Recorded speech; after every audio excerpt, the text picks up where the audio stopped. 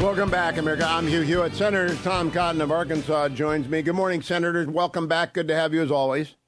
Good morning, Hugh. Thanks for having me on. You know, I've been promoting you or Joni Ernst or Mike Pompeo for vice president, but I'm going to blow up your chances right now by revealing that you are indeed a Red Sox fan. I am curious if you have raised the Cotton lads to be Guardians fans or not. Well, first off, Hugh, in our household, they are and will always be referred to as the Indians. And while we respect them for what they're able to accomplish on a relatively low budget, we also are regretful for Indian fan like you who see their best players end up growing up to be picked off by people like the Yankees, as the news wires this morning say that Shane Bieber may be after an impressive second outing last night. No, it will kill me. It will kill me if he goes to the Yankees, but I know he's going to get traded because we got to get some people. I mean, not everyone. You have Jose Ramirez, who's probably one of the best and most unheralded superstars of his generation, on track for a quiet Hall of Fame career, in addition to being a pretty good boxer, as we learned last year against the White Sox. He's a great clubhouse leader. I'm so glad. And Jose passed up like double the money to stay in Cleveland, which I've got to admit isn't a very ordinary thing. So I love Jose. Senator, you did an op-ed today, getting serious here. You did an op-ed today. A lot of ball players in the United States come from the DR. And I've been down to the DR a few times. And I run into Haitian refugees all the time because they come over from Haiti to try and get some relief from the chaos in Haiti. They cross the border into the DR. Tell us about your op-ed and why. I was kind of surprised to see you write it. What prompted you to write about not making Haiti our problem? So, Hugh, what's happening is Haiti is a tragic situation, a total breakdown of authority and basic order. It has essentially become a state of anarchy, with rival gangs combining in league to protect their turf or expand their power. And you're starting to hear some calls from different quarters for people to be engaged there. And what you see is that more and more people don't remember the history of Haiti or our interventions there. Again, Haiti has a long and troubled history going back 200 years. America has intervened there repeatedly for the last 100 years, most recently with our military in 1994 under the Clinton administration. And there's no long-term solution. On occasion, we might solve the short-term problem, Hugh, but there's never been a long-term solution. And in general, when you have civil strife or even civil war overseas, as Bob Gates wrote about Somalia, if a people can't figure out how to solve their own differences without killing each other, interposing American forces in between warring factions is not a recipe for stability in the long term. No. And at a time we're already so strained around the world, in Europe, in the Middle East, in China, we can't be taking on additional burdens in Haiti. Of course, there are certain things that we should be doing, if necessary, rescuing or evacuating American citizens, helping the Dominican Republic deal with this fallout, making sure that Haitian refugees don't reach our shores in boats or don't cross into Mexico to then cross our border. But under no circumstances should we be putting American forces into Haiti simply to try to stabilize the situation. I like a preemptive op-ed. You're absolutely right. And there's nothing we can do that until and unless the Haitians decide they want order and do something about it. Senator, let's turn to the border. I've been playing Donald Trump in Wisconsin. And aside from his very, very funny, he's going to declare November 5 Christian Awareness Day. And that's a funny line. He'll get abused by the left. He mostly talked about the border. You have a border bill. Would you tell people what your border bill would do? Yeah, our border bill would very simply restore some of the effective policies that President Trump pursued.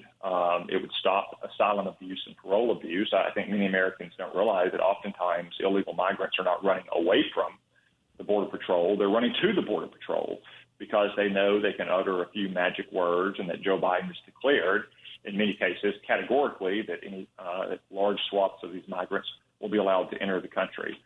We'd also finish the border wall. Obviously, it's not a sufficient step to secure our border, but it's an absolutely necessary step to secure our border. It's why the Dominican Republic is building a border wall on its border with Haiti. It's why Israel has walls, surrounding potential terrorist enclaves in Judea and Samaria. Walls simply work. So there's a lot of, I think, fairly obvious steps we could take to protect our border. Joe Biden hasn't taken them, not because it's mysterious. It's because his party is ideologically invested in open borders. Well, we also have Turkey has built a wall with Syria. Finland is building a wall with Russia. Walls work. And I think if President Trump campaigns on wall and education, he wins. Let's talk a moment about education. If we got the triple play, the House, the Senate, and the presidency, you get one big swing each year with reconciliation. Do you think that should go the first big swing, just under that circumstances? President Trump wins, we've got the Senate and the House. Should his one big swing be extend the tax cuts? Should it be education reform using the spending clause? Or should it be a defense buildup? You get one big swing. Yes. Well, to be exact, you get two. You get one per year with the annual budgeting process. That's how the Democrats passed their two big spending blowouts. So one thing, obviously, that we'll have to tend to is the 2017 tax bill has some upcoming expiring deadlines. We can't allow to have the key provisions of that bill to have expire and have a massive tax increase on working class and middle class Americans. But as you say, there are many other urgent priorities as well, like rebuilding our military, reining in deep state bureaucrats who don't accept that anyone's ever the president over them, much less Donald Trump being the president, and everything we can do as well to try to ensure that we have the resources necessary to protect our southern border. So there's a lot of possibilities that we can use the fast-track budgetary processes for. And I got to say that the Democrats stretched the traditional rules and practices pretty far in 2021 and 2022. So what's good for the goose is good for the gander. Do you think you could combine an extension of the tax cuts with a requirement that no spending for education, K through 12, be extended to any school system that does not provide for robust school choice? It's a possibility to you. I'd obviously have to examine it. There's also problems with higher education we'd want to address as well. And some of the ideological rot you've seen on those campuses, almost all of which are supported in one way or another by federal dollars. So, again, there's a lot of opportunity for different kinds of reforms that are both popular and effective using those fast-track budget processes. Can you do more than one thing? For example, could you tax endowments to raise revenue in order to, offset some of the increases that come from, say, the spending requirements for the DOD? Well, Hugh, as a matter of fact, I have legislation to do just that. And it raises a good amount of money, about $15 billion a year, which just happens to be what we need to pay for aid to Israel. So I thought it would be a fitting way to show how these universities have indulged in anti-Semitic presence on their campus by taxing their endowments and using that money to support Israel. But you could use that money for anything, and that would fit squarely within any kind of budget bill, because it is simply a change to the tax code saying that universities with endowments of certain sizes are no longer totally exempt from taxation. I mean, in some cases, these universities barely even merit the name anymore. They'd be better called a large hedge fund with tens of billions of dollars in assets with a small university attached to it. That would be our alma mater. But let's not go there. Let's go to Israel instead. Senator, a tragedy 2 days ago when Israel struck a relief convoy, killing 7 aid workers. And it is a tragedy, and the Israelis stepped up and took responsibility for it. And the IDF head was out there with a statement. In Afghanistan, during the evacuation that became a rout, last thing we did in Afghanistan was kill 10 innocent civilians. No one ever stood up the day after. Am I right about that? Not that I recall, Hugh, and I agree, of course, with you and with Prime Minister Netanyahu that the death of these aid workers is a tragedy. And I know that the Israeli Defense Forces are conducting a thorough after-action review to ascertain how it happened and whether there's any culpability for it among their forces and how they can prevent it from happening in the future. But unfortunately, in a time of war, these things can't happen. And we should recall that this war was started not by Israel, but by Hamas, by invading Israel, massacring more Jews than at any time since the Holocaust, gang raping women before shooting them dead, and burning babies alive. And I know that President Biden and all of his mouthpieces have been out there for the last 2 days expressing their outrage over this incident. Why don't they express outrage over what Hamas did to Israel that launched this war?